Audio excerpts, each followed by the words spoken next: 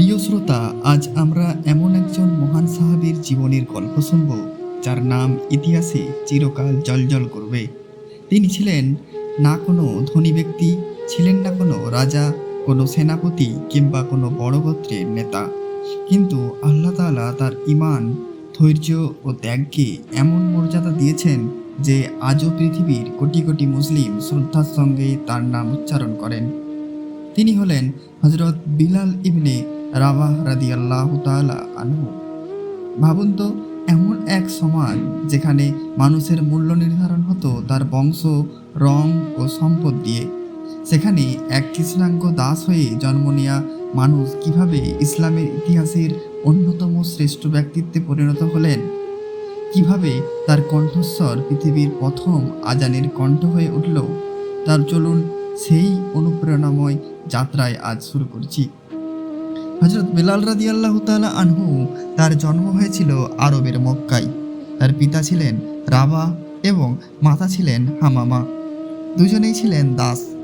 তাই জন্ম থেকেই বিলাল রাদিয়াল্লাহু তাআলা আনহু এর জীবনে স্বাধীনতার কোনো স্বাদ ছিল না। ছোটবেলা থেকেই তাকে দাস হিসাবে কাজ করতে হতো। তার মালিক ছিলেন উমাইয়া ইবনে খালাফ, কুরাইশদের এক প্রভাবশালী ব্যক্তি। সেই সময়ের আরব সমাজে দাসদের কোনো অধিকার ছিল না। তাদের কেনাবেচা করা হতো পশুর মতো। সামান্য ভুলের জন্য নির্মম শাস্তি দেওয়া হতো। কেউ তাদের কান্না শুনত না, কেউ তাদের কষ্ট অনুভব করত না। এই অন্ধকার সমাজে একদিন আলো হয়ে এলো ইসলাম। মক্কার পাহাড়ের মাঝে ধীরে ধীরে ছড়িয়ে পড়তে লাগলো একটি সংবাদ।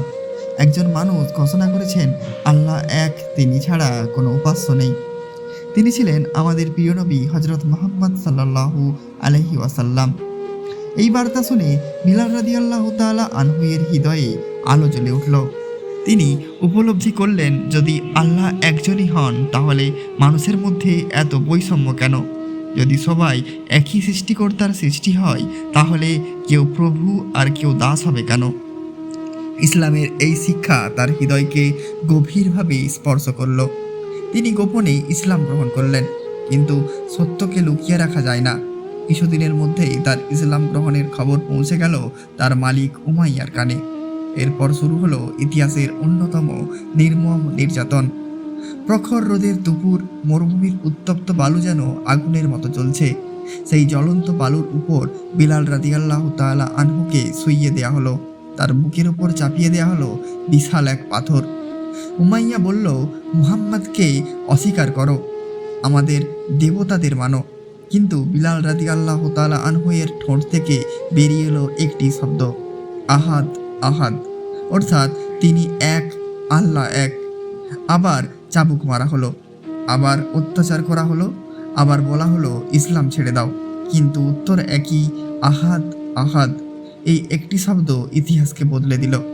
এই শব্দ ছিল না শুধু একটি বাক্য, এটি ছিল ঈমানের ঘোষণা, তাওহীদের ঘোষণা এবং অত্যাচারের বিরুদ্ধে অটল থাকার ঘোষণা।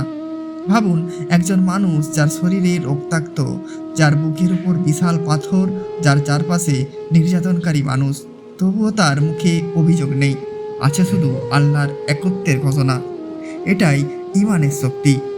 একদিন হযরত আবু বকর সিদ্দিকী রাদিয়াল্লাহু তাআলা আনহু এই দৃশ্য দেখে গভীরভাবে কষ্ট পেলেন। তিনি বুঝলেন এই মানুষটিকে মুক্ত করা জরুরি। তিনি উমাইয়ার কাছে গিয়ে বললেন, বিলালকে আমার কাছে বিক্রি করে দাও। প্রথমে উমাইয়া দাম বাড়াতে লাগলো। শেষ পর্যন্ত অনেক মূল্য দিয়ে হযরত আবু বকর সিদ্দিকী রাদিয়াল্লাহু তাআলা আনহু বিলাল রাদিয়াল্লাহু তাআলা আনহুকে কিনে নিলেন। তারপর তিনি ঘোষণা করলেন, আজ থেকে তুমি স্বাধীন। ভাবুন সেই মুহূর্তটি, জন্ম থেকে যে মানুষটি শৃঙ্খলে বন্দী ছিলেন তিনি হঠাৎ স্বাধীন হয়ে গেলেন। কিন্তু বিলাল রাদিয়াল্লাহু তাআলা আনহু এর সবচেয়ে বড় আনন্দ ছিল না দাসত্ব থেকে মুক্তি, তার সবচেয়ে বড় আনন্দ ছিল এখন তিনি প্রকাশ্যে আল্লাহর ইবাদত করতে পারবেন। তিনি ছুটে গেলেন রাসূলুল্লাহ সাল্লাল্লাহু আলাইহি সাল্লামের কাছে। রাসূলুল্লাহ সাল্লাল্লাহু আলাইহি ওয়াসাল্লাম তাকে ভালোবাসা দিয়ে গ্রহণ করলেন। ইসলাম সেখানে কখনো বংশ, গায়ের রং বা সম্পদের বিচার করেনি। ইসলাম মানুষকে বিচার করেছে তাকওয়া দিয়ে। রাসূলুল্লাহ সাল্লাল্লাহু আলাইহি ওয়াসাল্লাম বিলাল রাদিয়াল্লাহু তাআলা আনহুকে নিজের খুব কাছের সাহাবীদের একজন হিসাবে গ্রহণ করলেন। মদিনায় হিজরতের পর মুসলমানদের সংখ্যা বাড়তে লাগলো। সবাই একসঙ্গে নামাজ আদায় করতেন, কিন্তু একটি প্রশ্ন সামনে এলো, মানুষকে নামাজের জন্য কিভাবে আহ্বান করা হবে। বিভিন্ন মতামত সামনে এলো। কেউ ঘন্টা বাজানোর কথা বললেন, কেউ সিঙা ব্যবহারের কথা বললেন, কিন্তু পরে আল্লাহর পক্ষ থেকে নির্দেশনার ভিত্তিতে আজানের ব্যবস্থা প্রতিষ্ঠিত হয়। তখন রসুলুল্লাহ সাল্লাহ আলাইসাল্লাম বললেন, বিলালকে বলো সে আজান দিক। তার কণ্ঠস্বর আরও সুন্দর ও শক্তিশালী। এভাবেই ইতিহাসের প্রথম মুয়াজ্জিন হিসাবে দায়িত্ব পেলেন হজরত বিলাল রাদিয়াল্লাহু তাআলা আনহু। ভাবুন, যে মানুষটিকে একসময় মরুভূমিতে অপমান করা হতো, আজ তার কণ্ঠে মানুষ আল্লাহর ঘরে ছুটে আসছে। তিনি দাঁড়িয়ে উচ্চারণ করলেন, আল্লাহু আকবার, আল্লাহু আকবার। মদিনার আকাশে ধ্বনিত হলো ইসলামের প্রথম আজান। সেই ধ্বনি শুধু মানুষকে নামাজে রাখেনি, সেই ধ্বনি ঘোষণা করেছিল অন্ধকারের যুগ শেষ হয়েছে, সত্যের আলো এসেছে। রাসূলুল্লাহ সাল্লাল্লাহু আলাইহি সাল্লাম বিলাল রাদিয়াল্লাহু তাআলা আনহুকে অত্যন্ত ভালোবাসতেন। তিনি জানতেন বিশাল হৃদয়ে ঈমান পাহাড়ের মতো দৃঢ়। একবার রাসূলুল্লাহ সাল্লাল্লাহু আলাইহি ওয়াসাল্লাম তাকে জিজ্ঞাসা করলেন, বেলাল, তুমি এমন কি আমল করো যার কারণে আমি জান্নাতে তোমার পদাচরণের শব্দ শুনেছি? বিলাল রাদিয়াল্লাহু তাআলা আনহু বিনয়ের সঙ্গে বললেন, আমি যখনই উজু করি, সুযোগ পেলে সেই উজুর পর 2 রাকাত নফল নামাজ আদায় করার চেষ্টা করি। এই ঘটনা আমাদের শেখায়, ছোট ছোট নেক আমলও আল্লাহর কাছে অনেক বড় হতে পারে, যদি তা আন্তরিকতার সঙ্গে করা হয়। বিলাল রাদিয়াল্লাহু তাআলা আনহু কখনো নিজের অতীত নিয়ে লজ্জিত হয়নি। তিনি জানতেন মানুষের সম্মান বংশে নয়, সম্পদে নয়, বরং আল্লাহর আনুগত্যে। আজকের পৃথিবীতেও যখন মানুষ গায়ের রং, ভাষা বা জাতি দিয়ে বিভেদ সৃষ্টি করে, তখন বিলাল রাদিয়াল্লাহু তাআলা আনহু এর জীবন আমাদের শিক্ষা দেয় ইসলামের প্রকৃত মর্যাদা কেবল তাকওয়া ভিত্তিক। এখান থেকে আমরা একটি বড় শিক্ষা পেলাম, জীবনে যত কষ্টই আসুক, যদি আল্লাহর উপর ভরসা থাকে, তবে কোনো শক্তি একজন মুমিনকে পরাজিত করতে পারে না। যে মানুষ একদিন আগুনের মতো উত্তপ্ত মরুভূমিতে আহাদ আহাদ বলে নির্যাতন সহ্য করেছিলেন, সেই মানুষই পরবর্তীতে ইসলামের ইতিহাসে সম্মান, মর্যাদা এবং ভালোবাসার প্রতীক হয়ে ওঠেন। এটাই আল্লাহর সাহায্যের বাস্তব উদাহরণ। মদিনায় হিজরতের পর মুসলমানদের জীবন সহজ ছিল না। একের পর এক ষড়যন্ত্র, হামলা ও যুদ্ধের মুখোমুখি হতে হয়েছিল। কিন্তু প্রতিটি পরীক্ষায় হজরত বিলাল রাদিয়াল্লাহু তাআলা আনহু ছিলেন রাসূলুল্লাহ সাল্লাল্লাহু আলাইহি ওয়াসাল্লামের একজন বিশ্বস্ত সাহাবী। আজান দেওয়ার পাশাপাশি তিনি ইসলামের প্রতিটি গুরুত্বপূর্ণ কাজে অংশগ্রহণ করতেন। তিনি শুধু একজন মুয়াজ্জিন ছিলেন না, তিনি ছিলেন সাহসী যোদ্ধা, ধৈর্যের প্রতীক এবং ঈমানের এক উজ্জ্বল নক্ষত্র। এরপর এলো ইসলামের ইতিহাসের প্রথম বড় যুদ্ধ, বদরের যুদ্ধ। মুসলমানের সংখ্যা ছিল অল্প, আর শত্রুরা ছিল সংখ্যায় অনেক বেশি এবং অস্ত্রে শক্তিশালী। বাহ্যিকভাবে দেখলে মুসলমানদের জয়ের কোনো সম্ভাবনাই ছিল না, কিন্তু তারা ভরসা করেছিল আল্লাহর উপরে। এই যুদ্ধে বিলাল রাদিয়াল্লাহু তাআলা আনহু এর হৃদয়ে এক ভিন্ন অনুভূতি কাজ করেছিল, কারণ শত্রুপক্ষের মধ্যে ছিল তার সেই নিষ্ঠুর প্রাক্তন মালিক উমাইয়া ইবনে খালাফ। সেই মানুষ যে একদিন উত্তপ্ত মরুভূমিতে তার বুকের ওপর বিশাল পাথর চাপিয়ে দিয়েছিল এবং ইসলাম ত্যাগ করতে বাধ্য করতে চেয়েছিল। যুদ্ধ শুরু হলো। আল্লাহর সাহায্যে মুসলমানরা বিজয়ের দিকে এগিয়ে যেতে লাগলেন। উমাইয়া পালানোর চেষ্টা করলেও শেষ পর্যন্ত ধরা পড়ে। ইতিহাসে বর্ণিত আছে সে এই যুদ্ধে নিহত হয়। এটি ছিল কোনো ব্যক্তিগত প্রতিশোধের গল্প নয়, বরং এটি ছিল সত্য ও মিথ্যার সংঘর্ষে আল্লাহর ন্যায় বিচারের এক অধ্যায়। বিলাল রাদিয়াল্লাহু তাআলা আনহু বুঝতে পারলেন পৃথিবীর কোনো অত্যাচার চিরস্থায়ী নয়, আল্লাহ সমস্ত সময় মতো বিচার করেন। এরপর একে একে উহুদ, খন্দক এবং অন্যান্য গুরুত্বপূর্ণ ঘটনায় তিনি মুসলমানদের পাশে ছিলেন। যখনই রাসূলুল্লাহ সাল্লাল্লাহু আলাইহি সাল্লাম ডাক দিতেন, বিলাল রাদিয়াল্লাহু তাআলা আনহু সর্বপ্রথম সাড়া দিতেন।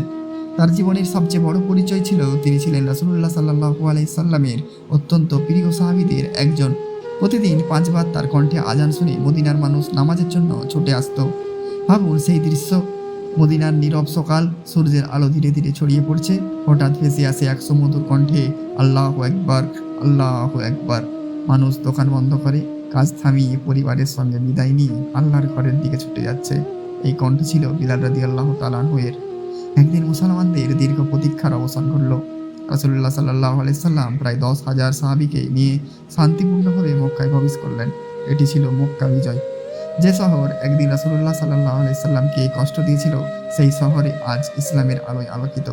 মক্কায় প্রবেশের পর রাসূলুল্লাহ সাল্লাল্লাহু আলাইহি সাল্লাম কাবা ঘরে থাকা মূর্তিগুলো অপসারণের নির্দেশ দিলেন।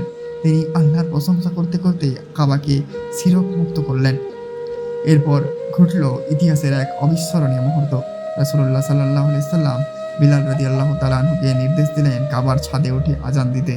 ভাবুন, এক সময় যাকে দাস বলে অপমান করা হতো, যার গায়ের রং নিয়ে বিদ্রূপ করা হতো, সেই মানুষটি আজ পৃথিবীর সবচেয়ে পবিত্র স্থানে ছাদ দাঁড়িয়ে আল্লাহর একত্ব ঘোষণা করছে।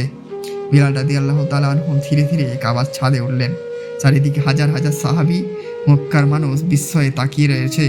এরপর তার কণ্ঠে ধ্বনিত হলো আল্লাহু আকবার, আল্লাহু আকবার। সেই ধ্বনি মক্কার পাহাড়ে পাহাড়ে প্রতিধ্বনিত হতে লাগলো। এ যেন ইতিহাসের এক নতুন সূচনা, যেখানে অহংকার পরাজিত হয়েছে আর ঈমান বিজয়ী হয়েছে। কিছু মানুষ তখনও তাদের পুরনো অহংকার ছাড়তে পারেনি। তারা মনে মনে অবাক হয়েছিল, একজন প্রাক্তন দাস কিভাবে এমন সম্মান পেল। কিন্তু ইসলাম স্পষ্ট করে দিয়েছিল, মানুষের মর্যাদা বংশে নয়, সম্পদে নয়, তার গায়ের রঙেও নয়, প্রকৃত মর্যাদা কেবল তাকওয়াতে। রাসূলুল্লাহ সাল্লাল্লাহু আলাইহি সাল্লামের বিদায় হজের ভাষণেও এই শিক্ষার প্রতিধ্বনি শোনা যায়। আরবের উপর অনারবের, অনারবের উপর আরবের, শ্বেতাঙ্গের উপর কৃষ্ণাঙ্গের কিংবা কৃষ্ণাঙ্গের উপর শ্রোতাদের কোনো শ্রেষ্ঠত্ব নেই। শ্রেষ্ঠত্বের একমাত্র মাপকাঠি হলো তাকওয়া। বিলাল রাদিয়াল্লাহু তাআলা আনহু এর জীবন ছিল এই শিক্ষার জীবন্ত উদাহরণ। তিনি কখনো অহংকার করেননি, তিনি কখনো নিজের সম্মান নিয়ে গর্ব করেননি, বরং সবসময় বিনয়ী ছিলেন। তিনি জানতেন যে সম্মান আল্লাহ দেন তা কখনো কেড়ে নিতে পারে না। আজ পৃথিবীর প্রতিটি মসজিদে যখন আজানের ধ্বনি ওঠে, তখন ইতিহাস যেন আমাদের স্মরণ করিয়ে দেয় সেই মহান সাহাবীকে, যার কণ্ঠে প্রথমবারের মতো ইসলামের আহ্বান আকাশে প্রতিধ্বনিত হয়েছিল। এখান থেকে আমরা শিক্ষা পাই, অত্যাচার সাময়িক কিন্তু সত্য চিরস্থায়ী। মানুষ আপনাকে ছোট করতে পারে, অপমান করতে পারে, আপনার পথ কঠিন করে দিতে পারে, কিন্তু যদি আপনি আল্লাহর উপর অবিচল থাকেন, তবে একদিন তিনি আপনাকে এমন সম্মান দেবেন যা পৃথিবীর কোনো শক্তি কেড়ে নিতে পারবে না। দীর্ঘ বছর ধরে মদিনার আকাশে প্রতিদিন 5 বার একটি কণ্ঠ ভেসে আসতো, আল্লাহু আকবার, আল্লাহু আকবার। সেই কণ্ঠ ছিল হযরত বিলাল রাদিয়াল্লাহু তাআলা আনহু এর। তিনি শুধু একজন মুয়াজ্জিন ছিলেন না, তিনি ছিলেন রাসূলুল্লাহ সাল্লাল্লাহু আলাইহি ওয়াসাল্লামের অত্যন্ত প্রিয় সাহাবী। তার জীবনের সবচেয়ে বড় সম্মান ছিল রাসূলের সান্নিধ্য। কিন্তু একদিন এমন সময় এলো যা পুরো মুসলিম উম্মার হৃদয় ভেঙে দিল। 11 হিজরিতে রাসূলুল্লাহ সাল্লাল্লাহু আলাইহি সাল্লামের ইন্তেকাল করলেন। এই সংবাদ শুনে মদিনা যেন স্তব্ধ হয়ে গেল। কেউ বিশ্বাস করতে পারছিলেন না। হযরত উমর রাদিয়াল্লাহু তাআলা আনহু পর্যন্ত শোকে অভিভূত হয়ে পড়েছিলেন। পরে হযরত আবু বকর সিদ্দিক রাদিয়াল্লাহু তাআলা আনহু সবাইকে স্মরণ করিয়ে দিলেন, যে মুহাম্মাদের ইবাদত করত সে জেনে রাখুক মুহাম্মদ সাল্লাল্লাহু আলাইহি সাল্লাম ইন্তেকাল করেছেন, আর যে আল্লাহর ইবাদত করে সে জেনে রাখুক আল্লাহ চিরঞ্জীব। কিন্তু বিলাল রাদিয়াল্লাহু তাআলা আনহু এর হৃদয়ে ব্যথা ভাষায় প্রকাশ করা কঠিন। রাসূলুল্লাহ সাল্লাল্লাহু আলাইহি সাল্লাম ইন্তেকালের পর তিনি আজান দিতে দাঁড়ালেন। তিনি বললেন, আল্লাহু আকবার, আল্লাহু আকবার। সব কিছুই ঠিক চলছিল, কিন্তু যখন তিনি উচ্চারণ করলেন আশহাদু আন্না মুহাম্মাদার রাসূলুল্লাহ, তখন তার কণ্ঠ রুদ্ধ হয়ে গেল। চোখ দিয়ে অশ্রু গড়িয়ে পড়ল। তিনি আর বাকিটা বলতে পারলেন না। চারিদিকে উপস্থিত সাহাবীরাও কান্নায় ভেঙে পড়লেন, কারণ যার নাম এতদিন আনন্দের সঙ্গে উচ্চারণ করতেন, তিনি আর পৃথিবীতে নেই। এই ঘটনার পর বিলাল রাদিয়াল্লাহু তাআলা আনহু নিয়মিত আজান দেয়া বন্ধ করে দেন বলে বহু ঐতিহাসিক বর্ণনায় উল্লেখ রয়েছে। মদিনার প্রতিটি রাস্তা, প্রতিটি মসজিদ, প্রতিটি স্থান তাকে রাসূলুল্লাহ সাল্লাল্লাহু আলাইহি সাল্লামের স্মৃতি মনে করিয়ে দিত। তিনি হযরত আবু বকর রাদিয়াল্লাহু তাআলা আনহুর কাছে অনুমতি চাইলেন। তিনি আল্লাহর পথে অন্য অঞ্চলে গিয়ে বসবাস করতে চান। অনুমতি পাওয়ার পর তিনি মদিনা ছেড়ে সিরিয়ার শাম অঞ্চলের দিকে চলে যায়। সেখানে তিনি ইবাদত, জিহাদ এবং ইসলামের সেবায় জীবন কাটাতে থাকেন। তবে রাসূলুল্লাহ সাল্লাল্লাহু আলাইহি সাল্লামের প্রতি তার ভালোবাসা কখনো কমেনি। একটি প্রসিদ্ধ বর্ণনায় উল্লেখ আছে, রাতে তিনি স্বপ্নে রাসূলুল্লাহ সাল্লাল্লাহু আলাইহি সাল্লামকে দেখেন। এরপর তিনি গভীর আবেগে আবার মদিনায় ফিরে আসেন। সাহাবীরা তাকে অনুরোধ করেন, হে বিলাল, বহুদিন পর একবার আজান দিন। প্রথমে তিনি রাজি হচ্ছিলেন না। অবশেষে সবার অনুরোধে তিনি সম্মতি দিলেন। তিনি দাঁড়িয়ে আজান শুরু করলেন, আল্লাহু আকবার, আল্লাহু আকবার। মদিনার মানুষ সেই পরিচিত কণ্ঠে শুনে ঘর থেকে বেরিয়ে এলো। যখন তিনি বললেন আশহাদু আন্না মুহাম্মাদার রাসূলুল্লাহ, তখন পুরো মদিনা কান্নায় ভেঙে পড়ল। মানুষের মনে ফিরে এলো রাসূলুল্লাহ সাল্লাল্লাহু আলাইহি সাল্লামের সেই সোনালী দিলগুলোর স্মৃতি। এটি ছিল এক আবেগময় মুহূর্ত, যা মুসলিম ইতিহাসে গভীরভাবে স্মরণীয়। তবে এই ঘটনার বিস্তারিত বর্ণনা সব ঐতিহাসিক সূত্রে সমানভাবে শক্তিশালী নয়, তাই এটি নিশ্চিত ইতিহাস হিসাবে নয়, প্রসিদ্ধ ঐতিহ্যগত বর্ণনা হিসাবে উল্লেখ করা হয়। জীবনের শেষ সময় পর্যন্ত বিলাল রাদিয়াল্লাহু তাআলা আনহু আল্লাহর ইবাদতে অটল ছিলেন। মৃত্যুর আগে তার স্ত্রী উদ্বিগ্ন হয়ে বলেছিলেন, হায় কি দুঃখের দিন। কিন্তু বিলাল রাদিয়াল্লাহু তাআলা আনহু শান্ত কণ্ঠে বললেন, না, বরং কি আনন্দের দিন। আগামীকাল আমি আমার প্রিয়জনদের মুহাম্মদ সাল্লাল্লাহু আলাইহি সাল্লাম এবং তার সাহাবীদের সঙ্গে মিলিত হব ইনশাআল্লাহ। এই কথাগুলো তার ঈমানের গভীরতা প্রকাশ করে দেয়। মৃত্যুকে তিনি ভয় করেননি, কারণ তার বিশ্বাস ছিল আল্লাহর সন্তুষ্টির জীবন কখনো বৃথা যায় না। হযরত বিলাল রাদিয়াল্লাহু তাআলা আনহু শাম অঞ্চলে ইন্তেকাল করেন। অধিকাংশ ঐতিহাসিকদের মতে তাকে বর্তমান সিরিয়ার রাজধানী দামেস্কে দাফন করা হয়। প্রিয় শ্রোতা, হযরত বিলাল রাদিয়াল্লাহু তাআলা আনহুর জীবন আমাদের কি শিক্ষা দেয়? প্রথম শিক্ষা, ইসলামের ঈমানের মূল্য সবকিছুর চেয়ে বড়। দ্বিতীয় শিক্ষা, মানুষের সম্মান তার বংশ, রং বা সম্পদে নয়, আল্লাহ ভীতিতেই প্রকৃত মর্যাদা। তৃতীয় শিক্ষা, ধৈর্য কখনো বৃথা যায় না, আল্লাহ সময় মতো তার বান্দাকে সর্বোত্তম প্রতিদান দেন।